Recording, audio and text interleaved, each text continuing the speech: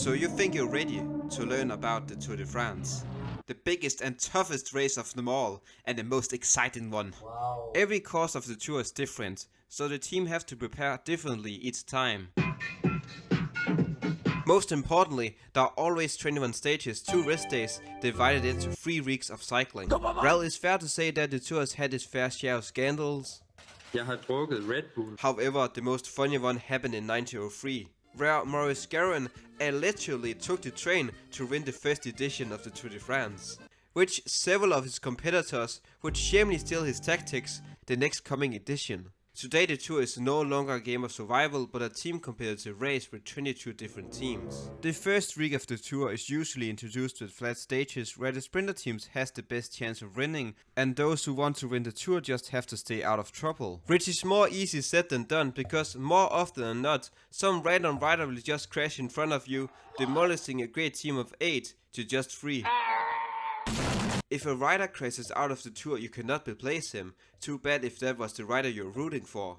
So the best place to be is up front when the road is narrow or there's a downhill. Let's talk about sprinter teams. For all you people at home, This is Mark Cavendish, the most winning rider ever in the tour, with his 35 stage wins.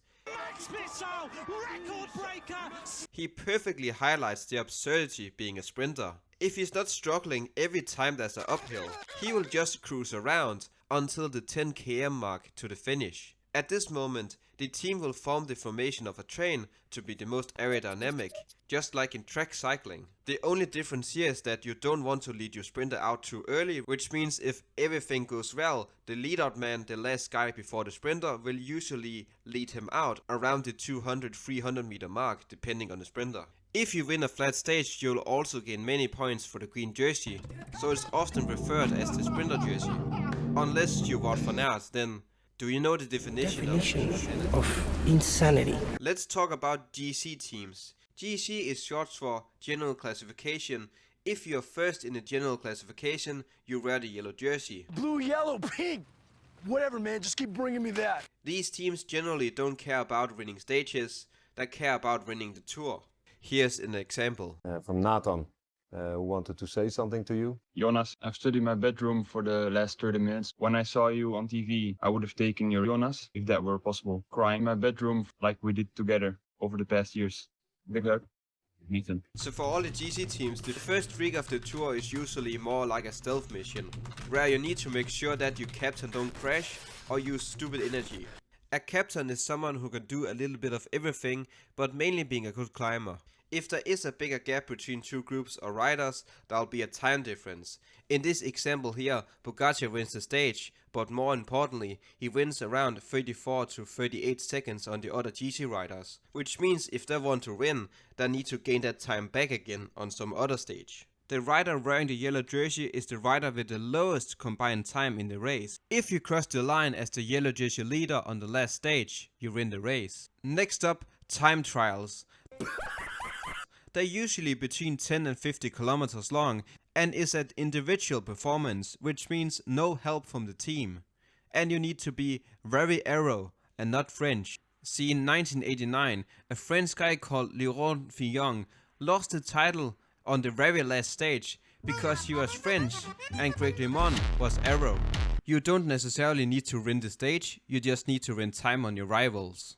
The best place to do that is usually these long and thick dudes called mountain stages. They're tough, they make French riders cry, and most sprinters are just trying to survive. These stages are usually scattered around week 2 and week 3. On these stages you'll often see many riders trying to get up the road, and as long as they're not a threat to the yellow jersey, it is usually a good choice to let them go, unless you want to burn off your team. You're a knucklehead. These riders have many different goals, either trying to help the team in some way, trying to gain points on the green jersey, or even better, climbers trying to get the polka dot jersey. The polka dot jersey works the same way as the green jersey, in the way that if you win a mountain stage, you'll gain many points for the jersey. Or if you're one of the first to cross a big mountain. Back to the GC riders. If the captain feels very confident, he will usually tell his team to ride as fast as possible until there's a very small selective group. You can often gain more time if you make a long distance attack, but that is also a lot more risky, especially if there are multiple mountain stages ahead. You can only recover so much from stage to stage, and that leads us into week 3. Doing the exact same fucking thing over and over and over. In the third week, a flat stage becomes a day of survival. Riders who are doomed to lose wins anyway. And riders who are completely unbeatable becomes all that more fragile in the third week. And last but not least, these times up here just mentions how much time there after the leading group. In this example here, the yellow jersey are in the lead group. But for instance, in this stage, you can see the yellow jersey on the 5th group 15 minutes after Nils Pollard. If there's not a jersey in the group, they all mention the most famous rider in that group. You may think 15 minutes is a lot to take on the yellow jersey, but Nils Pollard is already 1 hour and 20 minutes after the yellow jersey at stage 12. In the end, they all drink champagne, 3 riders on the podium, but it would have been way more cooler if they had these drinking rates again, where they'll just go into any cafe and just take whatever they freaking wanted. Well, enjoy the tour anyway.